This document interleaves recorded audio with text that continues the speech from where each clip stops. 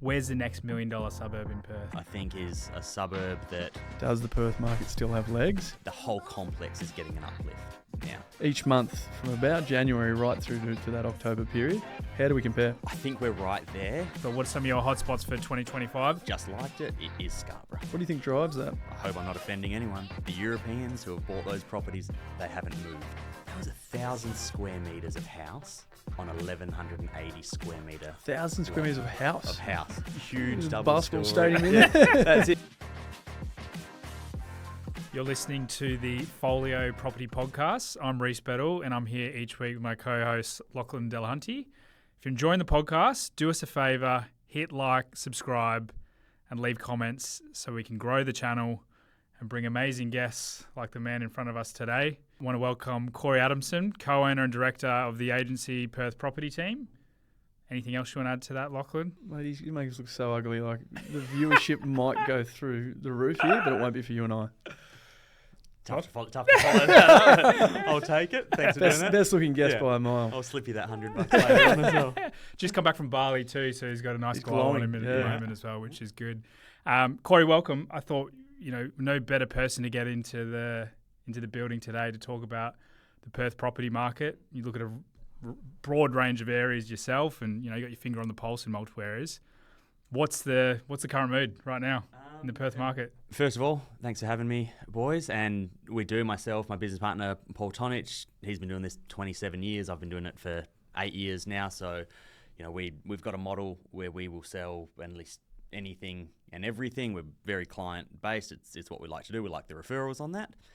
The pulse right now, I'm sure it's obvious to everyone. It's just hot out there and across the board as well. I think the telling sign for us that things are heating up is when that old stock that you think is never going to sell for whatever reason starts to sell. And probably breaking records as well. That's what I was going to say. So we've had, multiple properties where they've sat on for longer than your standard. I think Perth's at 12 days or whatever it is now. And, these are going on 6 to 8 weeks. A lot of it's vendor circumstances. They might not be ready to sell yet. They might be waiting for something.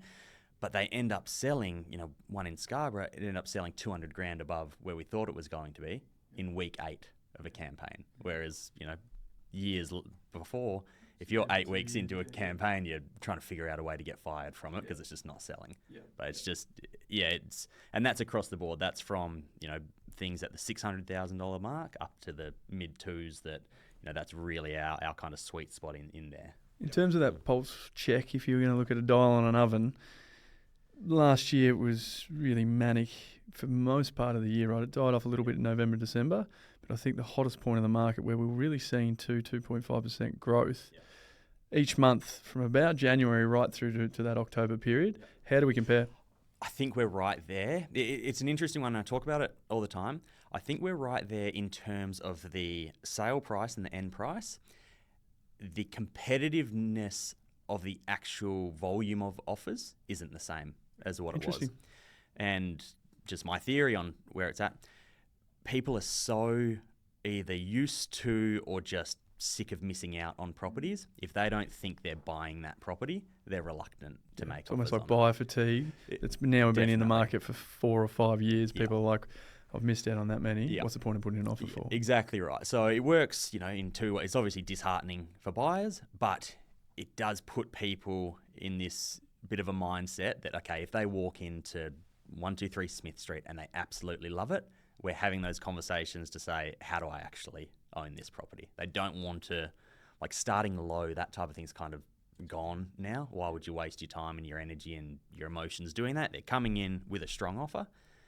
They may get a counter, they may not, but that's it. That's their offer that they're putting on, and it's not trying to go back and forth. Yeah, there's no games being played. There's no negotiations that dragging out over days or sometimes weeks. No one wants that. We don't want that as agents, and I know we always get seen as agents, so it's easy to say that, but we're buyers as well. I mean, my wife and I, we've bought 2 houses in the last 3 years. Our personal residences, sold the other one. To get our previous one in Mount Lawley coming from Scarborough, we made offers on 9 properties across 7 different suburbs. And by the end of it, you're putting in an offer, not even thinking that it's going to happen. And that's how I ended up buying in Mount Lawley. We were only ever looking in Trigg, North Beach, Waterman's Bay. ended up in Mount Lawley. Luckily, I fell in love with it when we were there, but that's the nature of the market. So it's interesting. And that's what people do. They look. And just for listeners outside WA, that's not a surrounding suburb that you've moved to. It's gone from a coastal northern corridor, 30 minutes away, in a north. Yeah. And that's what the market does. So and I'm sure you get disgruntled buyers all the time saying, we would have bought it, really disheartened and sometimes probably quite angry when they get so emotional. But you've gone through this. Yeah, and it is something that I try. I mean, you've seen my videos. I put a lot of this stuff out there because I do want to educate the buyers in a way that isn't kind of an elitist real estate agent just saying these things. There's a point, say if you are going back and forth with a couple of buyers, there is a point as an agent and for the vendors, you've got to stop it, right? Like that's the thing. We're getting these offers where if it is competitive between two people, we use a system where we always rank the offers. They know where they're sitting in that. And once it gets down to these like $1,000 increments, at what point do you stop that? And it does happen where I'll say, we're presenting at 6 o'clock. I'm only going to rank it once more at 5:30. Get your best offers in. Somebody's buying that property, and still the people that don't get it are upset and as they should be. But once again, you can't keep that going on. No, and they probably come back with the comment, I would have paid more. I would have paid that price. Well, you didn't. And I gave you the opportunity. And I've dealt with you on the other side of the equation where I'm trying to buy off you and you're always really, really transparent. And I think in a selling agent, that's all you can ask for. Get given the opportunity, you gave me the same information as every other buyer. Well, then if I'm trying to be cheeky and try to get it for a price that's not going to buy it, well, that's my fault. Yeah. And, it's one of those things. There's been a lot of accidental geniuses and heroes in this market where they were just the ones that bought the property last year, 2 years ago, 3 years ago, and have gone and doubled their money on it. A lot of there's a lot of investors out there that are experts on the back of luck, be it just time the market, time a particular pocket.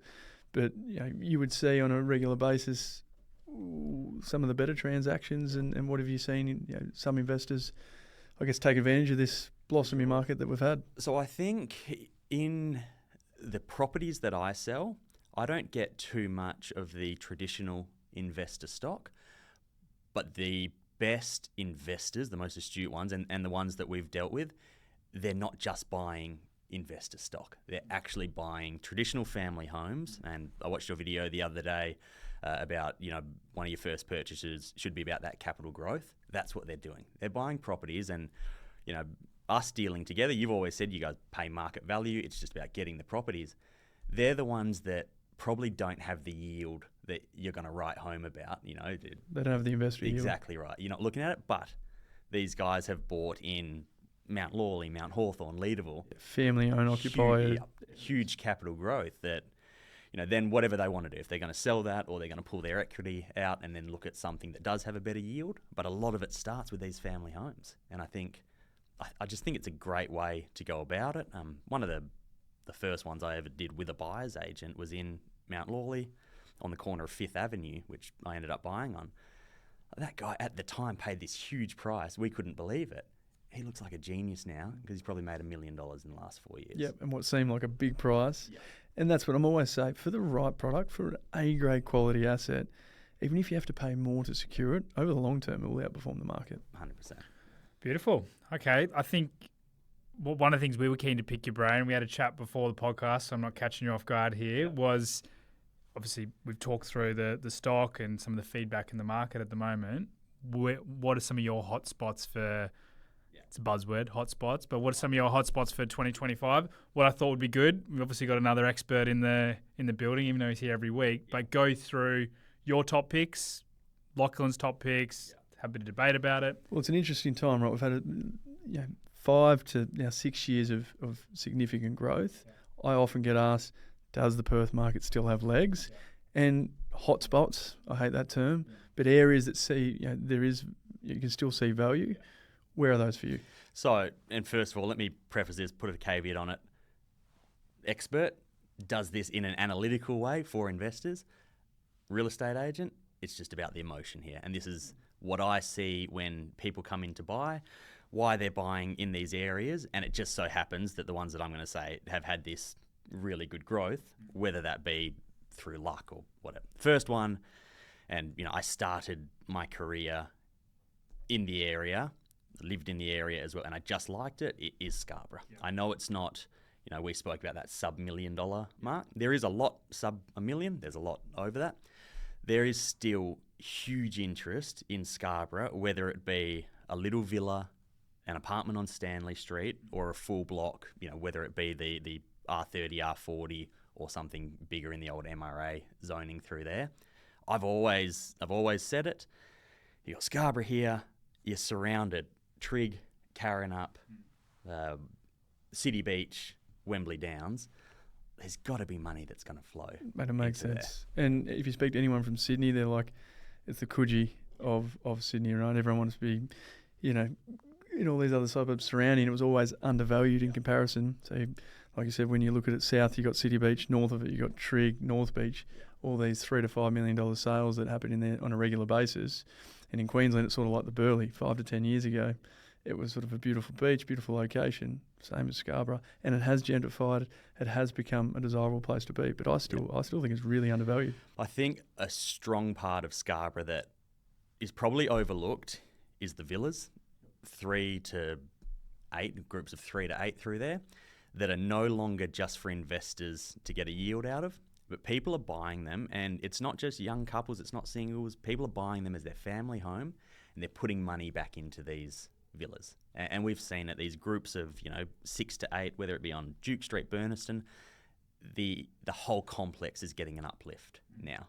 Yep. It can only be good for the area and for prices. I mean, looking at medium house price, 1.2, pushing 1.3, unit median price 7.3, so still value there. For sure. From a unit perspective. And Stanley Street, that was my first, it's changed a lot. That was my first house when I moved out in a share house. Wasn't the greatest street back then. And but it's changed a bit now. And that was the whole of Scarborough. Yeah. My nana grew up on Filburn Street, big 1,012 square metre. And we bought, when did we buy Scarborough? Maybe 2014. And at the time we paid $645,000 for it. Nana thought I was crazy for buying that. And once again, accidental hero, because we made some decent money on that. The lady who I sold it to, she actually then sold it about 11 months later for far more than that. So that was She's a hero. Fun one to tell my wife about. But, it's just, it is. And I think a lot of the, that number, the median at say 1.2, I still think that's skewed a lot for these development. So it's larger we blocks. did one for nearly $3 million, right? And that's one of many of those big blocks that will be cut up at some point, but they're contributing to that. So I do still think there's some, nothing's a steal right now, but some good deals in Scarborough for the lifestyle. I think there is some steals there because it's undervalued. So there's one we picked up recently, literally 2 months ago on Drabble Street for $488, 2x1. We're looking at a $20,000 renovation. There's evidence selling for $650. 30% uplift. So I do think for an astute investor that might be listening, I think that's a place where you can get sort of undervalued deals like that, where you're still buying well sub-median and with some uplift. Those things that are built in the 70s or 80s have never had a renovation can be a real eyesore. But the fundamentals are quite strong. They're structurally quite solid. You put a kitchen, bathrooms and flooring down, you're selling back to that marker of a downsizer, like you said. 100%. Downsizers, first home buyers.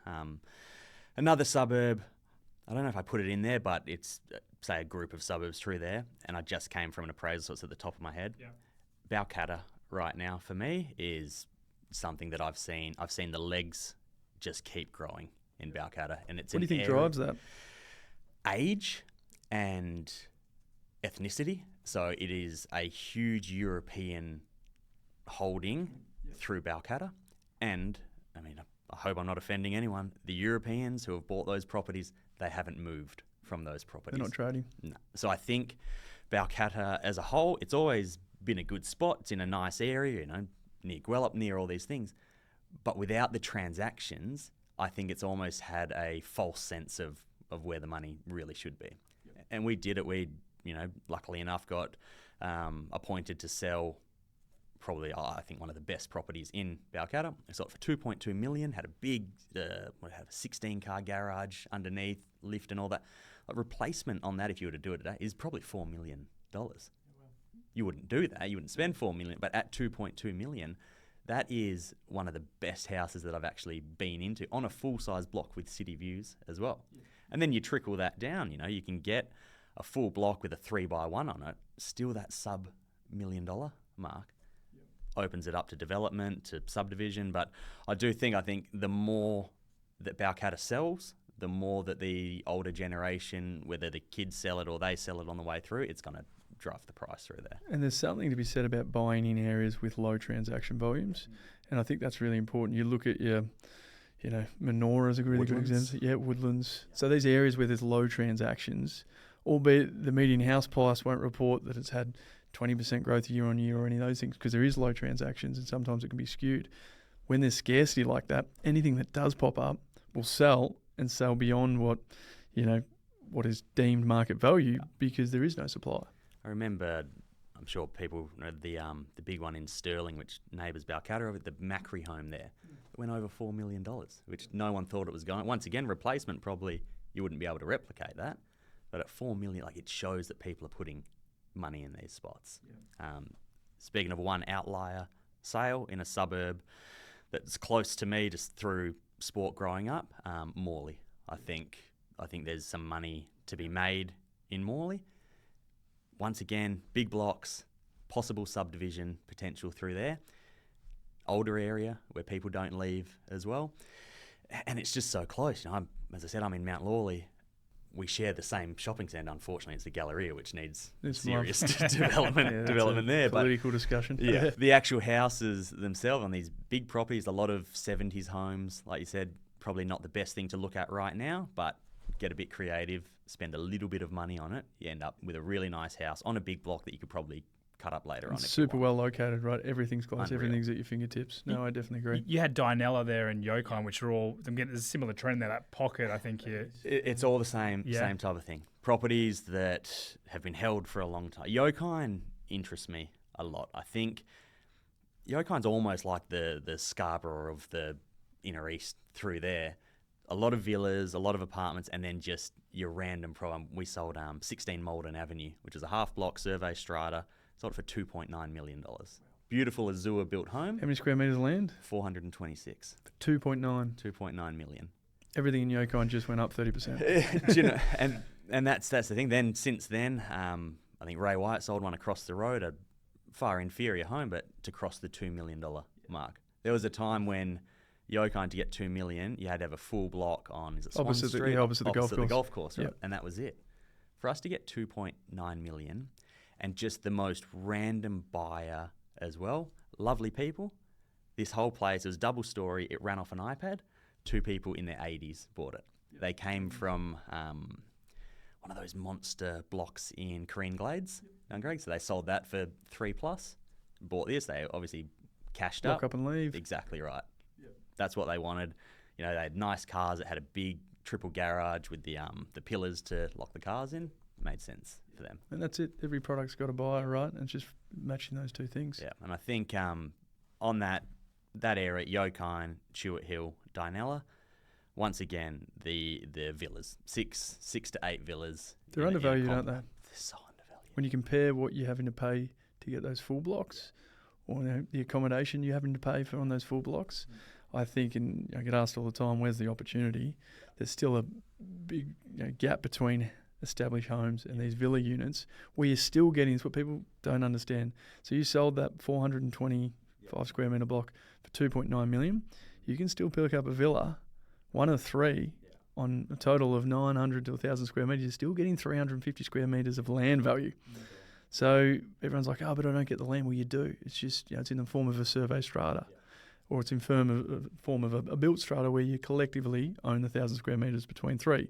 But you still own that underlying land value, and I think that's often missed. I do too, and to go back to the other suburb, I think that's where owners in Scarborough have kind of clued on to that as well. These big, they were 1,012 or 693 square metre blocks. They're happy now to own a portion of that.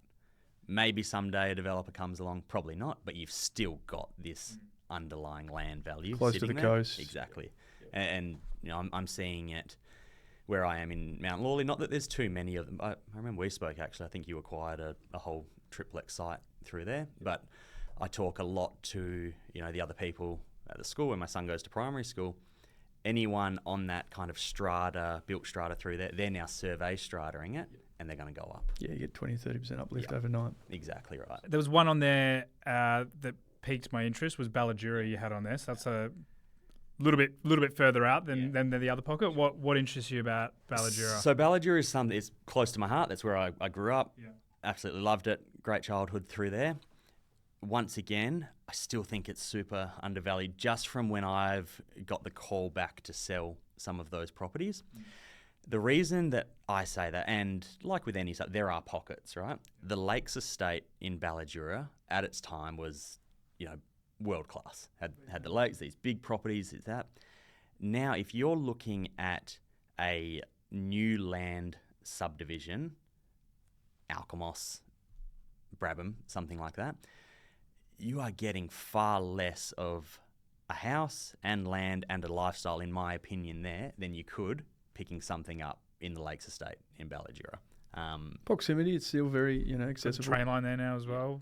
And I just listen. I'm, I've got a soft spot for Ballajura because I grew up there, but that cul-de-sac living, these big, you ride your bike everywhere, and it was just a great place. And as I said, I've now gone back into there. I sold one, which is my old next door neighbour's house on the Broadwater in Ballajura. I think we got 1.25 million for it, which was a huge price.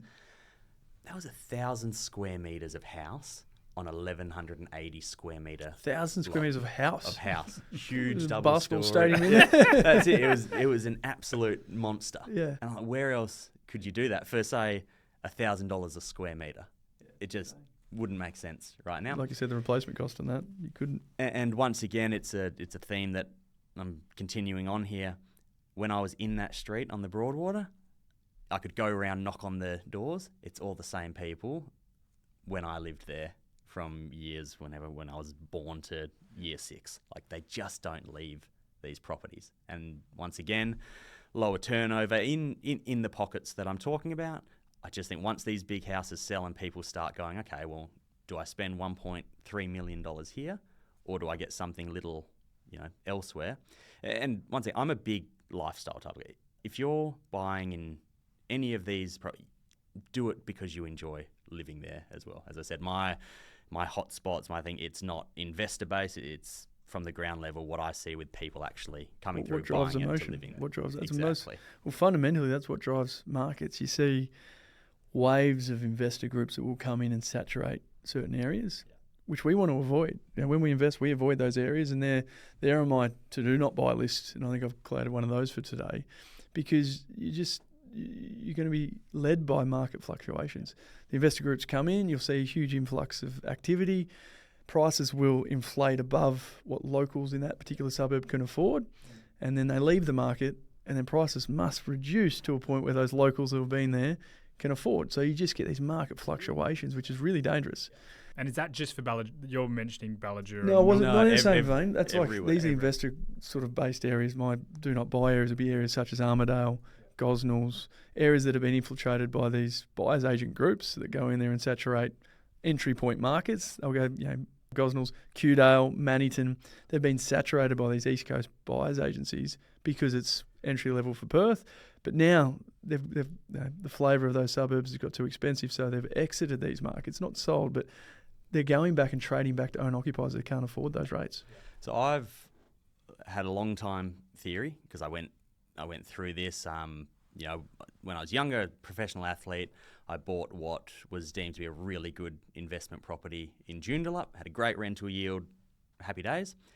Then when I came back and I got delisted from West Coast and I had to actually live in a property, I didn't want to live in the house that I owned. So that is, for me, as an agent that's not, investor focused, my whole theory is buy in a place where if it all went to shit, you would actually still enjoy living in that property. If that's your goal. Obviously, if you're looking at investments elsewhere, happy days.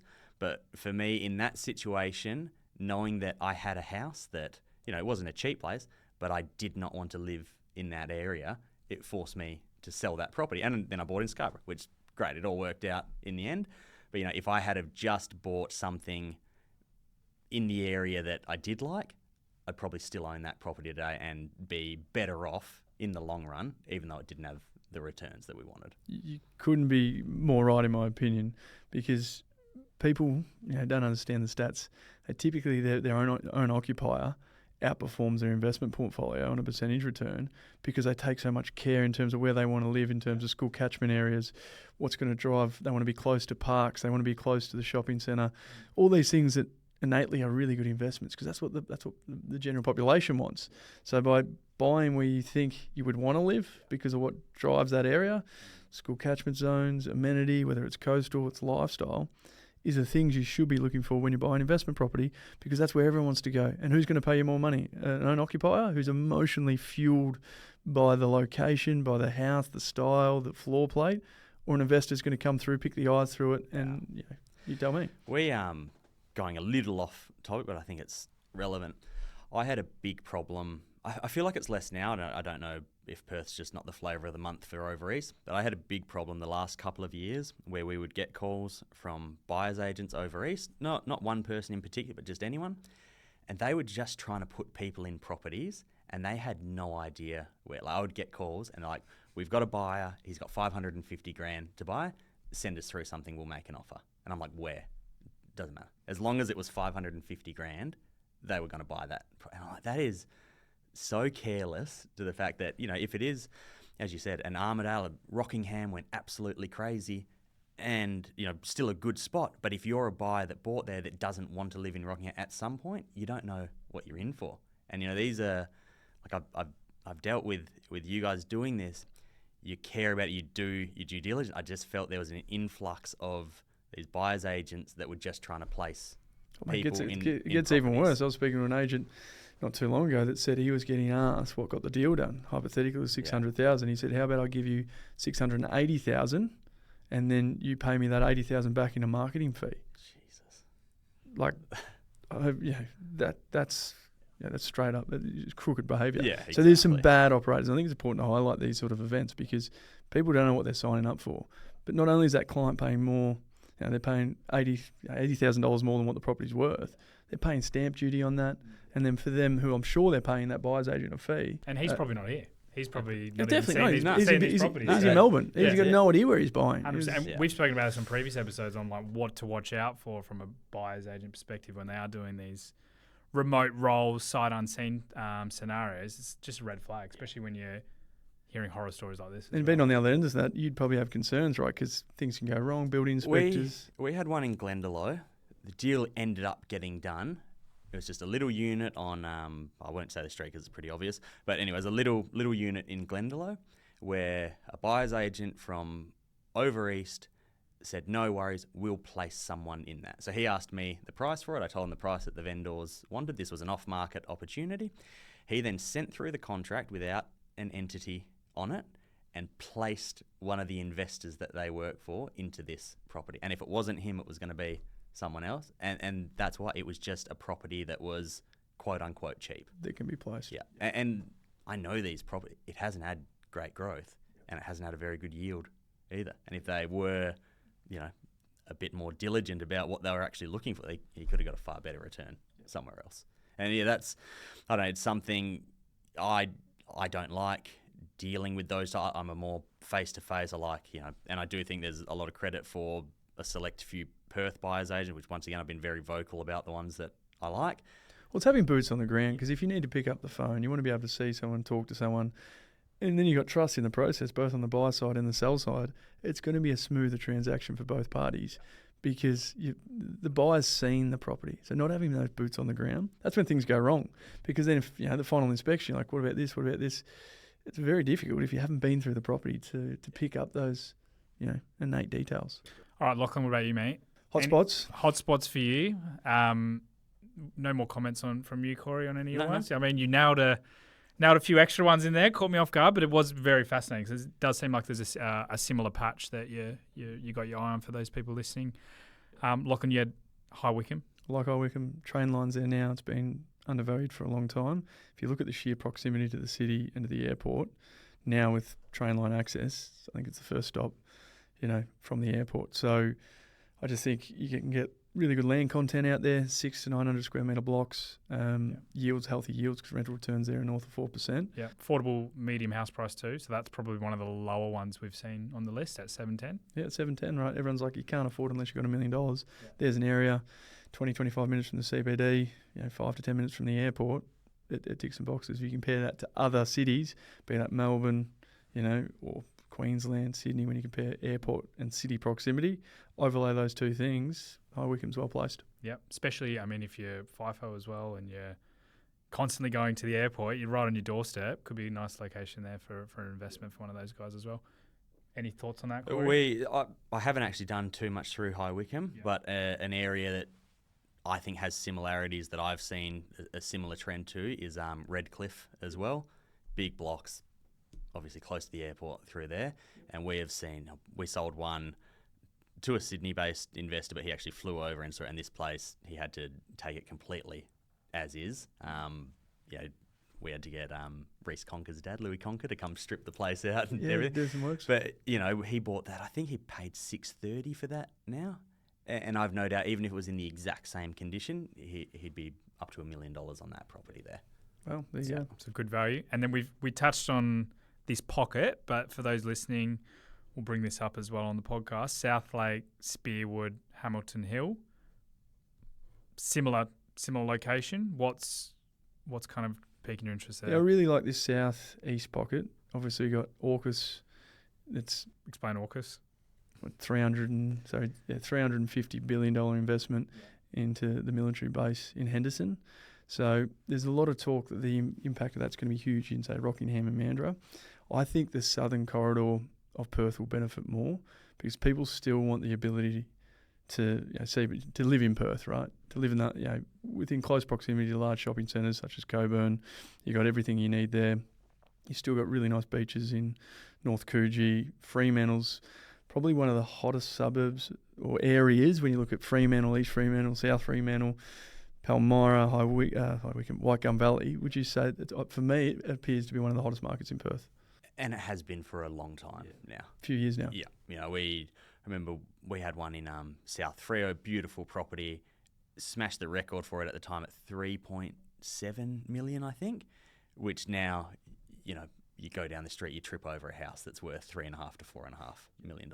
And as I said, that was at the start of COVID, because I remember it fell over due to COVID. And then since then, it feels anything that we have got through that area is so hot right now. I think one of the first ones that we ever did on Oakover Street. Yeah, that was in East Fremantle. If you looked at the price change on that place, and that was a big price when we saw it, over $2 million for it. Yep, it'd be 4 now. Exactly right. And once again, 1,012 square metres, had a nice house on it, big pool out the back, and that was a medical buyers bought that one.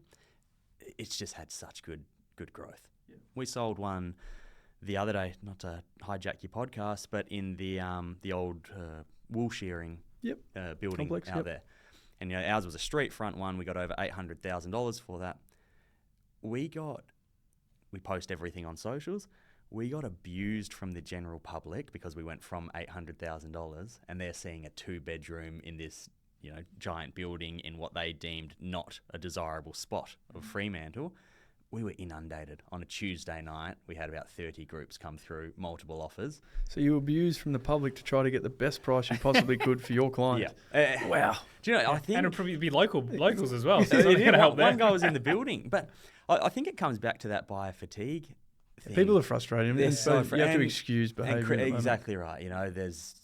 You can't be upset at them for that because things have... all the numbers that we're saying now...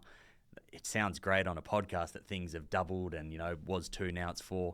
There's a lot of people that just didn't buy. Yeah, and haven't bought. And or those that are younger that are trying to get in the market. Because our job is to try to educate them on how to get in.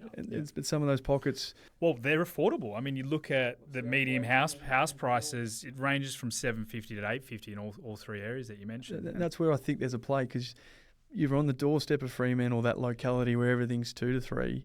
You've got everything in those pockets is sub $1 million, but you've still got access to fantastic amenity in Coburn and Fremantle, and you've got this gigantic, essentially pot of money that's going to be pumped into Henderson over the next 20 years, albeit it's a little bit down the line. $350 billion is a lot of money. So I can just think longer term, you'd be pretty safe if you can get yourself into those sorts of areas.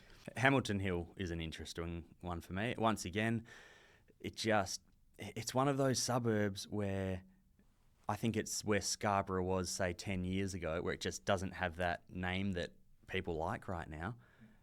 But the next group of buyers, the next pool of buyers, the buyers that are, say, our age, they don't care about that. And they can't get into Whitegum Valley. They can't get into Palmyra. Exactly right. So we looked in Palmyra before we bought Scarborough, so 10 years ago, and it was $500,000 to $600,000 through there.